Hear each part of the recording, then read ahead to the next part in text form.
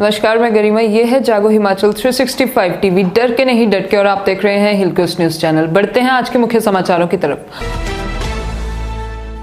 उत्तराखंड में तबाही जैसे हालात, बारिश से गंगा अलकनंदा का जलस्तर बढ़ा। विधानसभा क्षेत्र के लोगों को मूलभूत सुविधाएं प्रदान करना प्राथमिकता, जीत राम कटवाल। शिमला में ब्लैक फंगस के 2 और मरीजों की मौत। मिल्खा सिंह का हिमाचल से भी रहा है गहरा नाता, सीएम जयराम ने निधन पर जताया शोक। 21 जून को चलेगा वैक्सीनेशन का व्यापक अभियान। कोरोना की तीसरी लहर 6 से 8 हफ्तों में आ सकती है, एम्स के निदेशक ने जताया। कश्मीर में नार्को टेरर मॉड्यूल का भांडाफोड़, करोड़ों की हीरोइन, 4 पिस्टल, 10 ग्रेनेड और कैश बरामद। बिजली की एचटी लाइन की चपेट में आने से युवक की गई जान, 6 भेड़ बकरियां भी मरी। नाबालिग को कार चलाना पड़ा महंगा, खाई में गिरी कार और चली गई जान। अब खबरें विस्तार से। उत्तराखंड में तबाही जैसे हालात, बारिश से गंगा अलकनंदा का जलस्तर बढ़ा। उत्तराखंड में कुमाऊं मंडल में पिछले 3 दिन से जारी बारिश से जनजीवन बुरी तरह से प्रभावित हुआ है। मानसूनी बरसात के बाद गंगा, अलकनंदा, मंदाकिनी, पिंडर आदि नदियां उफान पर हैं। प्रशासन ने रुद्रप्रयाग व श्रीनगर में नदी किनारे रहने वाले लोगों को सुरक्षित स्थानों पर जाने के लिए अलर्ट किया। ऋषिकेश में भी गंगा का जलस्तर बढ़ने से सतर्कता बरती जा रही है। सीमांत जिला पिथौरागढ़ में भी नदियों का जलस्तर खतरे के निशान से ऊपर है और विभिन्न स्थानों पर भूस्खलन से मलबा गिरने से 3 राष्ट्रीय राजमार्ग समेत कुल 73 सड़कें बंद पड़ी हुई हैं। पिथौरागढ़ में भी अतिवृष्टि से चलते सरयू, काली और गौरी नदियों का जलस्तर खतरे के निशान से ऊपर बह रहा है। प्रशासन ने नदियों के किनारे रहने वाले लोगों को चेतावनी जारी कर दी है। राष्ट्रीय राजमार्ग 125 दिल्ली बैंड पर भूस्खलन के कारण मलबा गिरने से फिर बंद हो गया है। विधानसभा क्षेत्र के लोगों को मूलभूत सुविधाएं प्रदान करना प्राथमिकता, जीत राम कटवाल।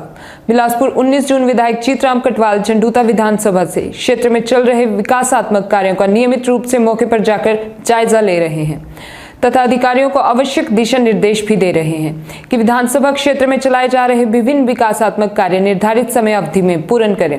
विभिन्न विकासात्मक कार्यों का निरीक्षण करने के उपरांत उन्होंने बताया कि झंडूता विधानसभा क्षेत्र में पुलों के निर्माण कार्य को शीघ्र पूरा करने के लिए दिन रात कार्य चल रहा है ताकि पुलों के निर्माण कार्यों को अतिशीघ्र पूर्ण करके जनता को समर्पित किया जा सके। उन्होंने नंदनगाराव में 56 करोड़ रुपए की लागत से निर्मित हो रहे डबल लेन पुल, 45 करोड़ रुपए की लागत से बबखाल पुल तथा 5 करोड़ 25 लाख रुपए की लागत से बन रहे रीरडोब डबल लेन पुल के निर्माण कार्य का निरीक्षण किया। शिमला में ब्लैक फंगस के 2 और मरीजों की मौत। हिमाचल प्रदेश में शनिवार को 2 और ब्लैक फंगस के मरीजों ने दम तोड़ दिया। मिली जानकारी के मुताबिक शिमला के आईजीएमसी अस्पताल में 2 मरीजों की मौत हुई है। शिमला के लक्कड़ बाजार की रहने वाली महिला और हमीरपुर के व्यक्ति ने दम तोड़ा है। आईजीएमसी के एमएस डॉक्टर जनक राज ने कहा कि ब्लैक फंगस से पीड़ित 2 मरीजों की मौत हुई है। प्रदेश में अब तक ब्लैक फंगस के 4 मरीजों की मौत हो चुकी है। 28 मई को हमीरपुर और सोलन के 2 मरीजों ने आईजीएमसी अस्पताल में दम तोड़ा था। मिल्खा सिंह का हिमाचल से भी रहा है गहरा नाता, सीएम जयराम ने निधन पर जताया शोक। महान धावक मिल्खा सिंह का हिमाचल प्रदेश से भी गहरा नाता रहा है। उनका सोलन के कसोली में अपना बंगला है जहां पर वे अक्सर आया करते थे। यहाँ के ऐतिहासिक कसोली क्लब के भी वे सदस्य थे। मिल्खा सिंह गर्मियों में, खासकर इन दिनों, कसोली क्लब में होने वाले कसोली वीक में भी भाग लेने आते थे, लेकिन देश में कोरोना फैलने के बाद वह यहाँ नहीं आ पाए। मिल्खा सिंह व उनकी पत्नी निर्मल मिल्खा दोनों ही कसोली में आम मिलनसार स्वभाव के लिए जाने जाते थे। आज दोनों के ही दुनिया में रुखसत होने के कसोली स्थित उनका घर भी वीरान हो गया है। जहां उनको अक्सर देखा जाता था, मिल्खा सिंह के जाने के कसोली वादियां भी वीरान पड़ी हैं। मुख्यमंत्री जयराम ठाकुर ने मिल्खा सिंह के निधन पर शोक जताया है। सीएम ने ट्वीट कर लिखा है, प्रसिद्ध धावक फ्लाइंग सिख मिल्खा सिंह जी के निधन का दुख समाचार से प्राप्त हुआ। खेल जगत के लिए यह अपूर्णीय क्षति है। उनका जीवन खिलाड़ी वर्ग के लिए सदैव प्रेरणादायक रहेगा। 21 जून से चलेगा वैक्सीनेशन का व्यापक अभियान। सोमवार, मंगलवार और बुधवार को 18 से 44 वर्ष आयु वर्ग के लोगों को लगेंगे टीके। शहरों में ऑनलाइन बुकिंग अनिवार्य। ग्रामीण क्षेत्रों में पहले आओ पहले पाओ आधार पर लगेंगे टीके। वीर, शुक्र और शनिवार को बुकिंग के बगैर 45 वर्ष से अधिक आयु के अन्य वर्गों को वैक्सीनेशन मिलेगी। कोरोना वैक्सीनेशन में हमीरपुर जिला लगातार पहले स्थान पर बना हुआ है। जिला के लक्षित आयु वर्गों के 39% से अधिक लोगों को वैक्सीनेशन की कम से कम 1 खुराक लगाई जा चुकी है। वैक्सीनेशन कार्य में और तेजी लाने के लिए 21 जून से आरंभ किए जा रहे प्रदेश व्यापी अभियान के तहत 21, 22 और 23 जून को जिला में 18 से 44 वर्ष आयु वर्ग के 18 से 20 हजार तक लोगों को टीके लगाने का लक्ष्य तय किया गया है। इसके लिए जिले भर में लगभग 5 दर्जन टीकाकरण केंद्र स्थापित किए जाएंगे। उपायुक्त देवश्वेता वनिक ने शनिवार को स्वास्थ्य विभाग के अधिकारियों के साथ बैठक बैठक करके इस अभियान से रूपरेखा तैयार की। उन्होंने बताया कि शहरी क्षेत्रों में 18 से 44 आयु वर्ग के लोगों को पहले की तरह ही ऑनलाइन स्लॉट बुकिंग के अनुसार ही टीके लगाए जाएंगे, जबकि इसी आयु वर्ग के ग्रामीण क्षेत्रों के लोगों को उनके गृह क्षेत्र में टीकाकरण केंद्र में टीके लगाए जाएंगे तथा आधार नंबर के साथ उनका पंजीकरण मौके पर ही किया जाएगा। टीकाकरण केंद्रों पर व्यवस्था बनाए रखने के लिए उपायुक्त ने सभी खंड चिकित्सक अधिकारियों को आवश्यक दिशा निर्देश जारी किए तथा स्थिति के अनुसार पुलिस का भी सहयोग लेने के निर्देश दिए। जिला स्वास्थ्य अधिकारी डॉक्टर संजय जगोता और टीकाकरण अभियान के समन्वयक डॉक्टर रमेश रत्नू ने अभियान के संबंध में विस्तृत ब्यौरा पेश किया। कोरोना की तीसरी लहर 6 से 8 हफ्तों में आ सकती है, एम्स के निदेशक ने चेताया। कोरोना की तीसरी लहर कब आ सकती है, इसको लेकर एम्स के निदेशक रणदीप गुलेरिया ने अहम बात कही है। एम्स के निदेशक रणदीप गुलेरिया ने शनिवार को कहा है कि अगले 6 से 8 हफ्तों में कोरोना की तीसरी लहर आ सकती है। उन्होंने चेताया है कि अगर लोगों को मास्क और सोशल डिस्टेंसिंग जैसे जरूरी गाइडलाइन को फॉलो नहीं किया तब काफी मुश्किल हालात पैदा हो सकते हैं। एम्स के निदेशक ने कहा कि कोरोना के केस बढ़ने पर सर्विलांस और जिस क्षेत्र में केस बढ़ते हैं उसकी पहचान कर वहां लॉकडाउन लगाने की भी जरूरत पड़ सकती है। रणदीप गुलेरिया ने कहा कि अगर कोरोना से जुड़े गाइडलाइंस को फॉलो नहीं किया गया तो तीसरी लहर 6 से 8 हफ्तों में आ सकती है। जरूरत है कि वैक्सीनेशन होने तक हम आक्रामक रूप से अपनी जंग को जारी रखें। कश्मीर में नार्को टेरर मॉड्यूल का भांडाफोड़, करोड़ों की हीरोइन, 4 पिस्टल, 10 ग्रेनेड और कैश बरामद। कश्मीर में पुलिस ने नार्को टेरर मॉड्यूल का भांडाफोड़ किया है।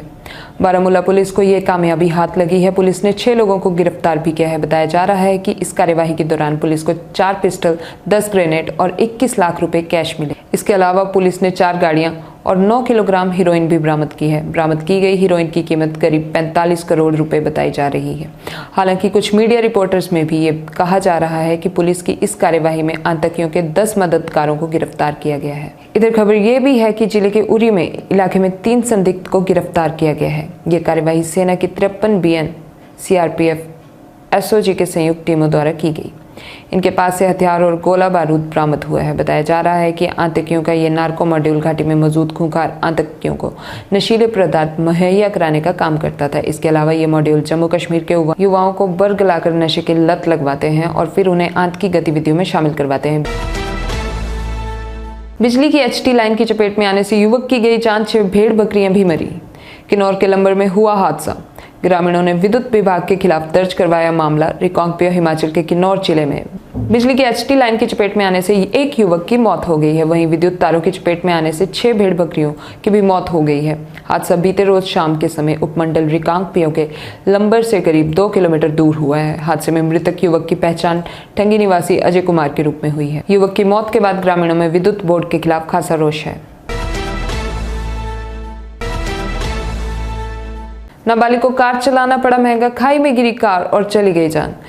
किन्नौर के निचार में हुआ हादसा। पुलिस ने मामला दर्ज कर शुरू करी जांच। देश में सड़क सुरक्षा को लेकर कई तरह के नियम बनाए गए हैं। उनमें से एक ये भी है कि कोई नाबालिग वाहन नहीं चला सकता, लेकिन फिर भी कई लोग अपने नाबालिग बच्चों को वाहन चलाने के लिए दे देते हैं, जिससे दुर्घटनाएं होती हैं। ऐसा ही एक मामला किन्नौर जिला में सामने आया है। यहाँ 17 साल का नाबालिग कार चला रहा था। इस दौरान कार अनियंत्रित हो गई और खाई में जा गिरी। इस हादसे में नाबालिग की मौत हो गई। हादसा शनिवार सुबह के समय पेश आया। सूचना मिलते ही पुलिस मौके पर पहुंची और शव को कब्जे में लेकर आगामी जांच शुरू कर दी। धन्यवाद और जुड़े रहिए हिलकोस्ट न्यूज के साथ।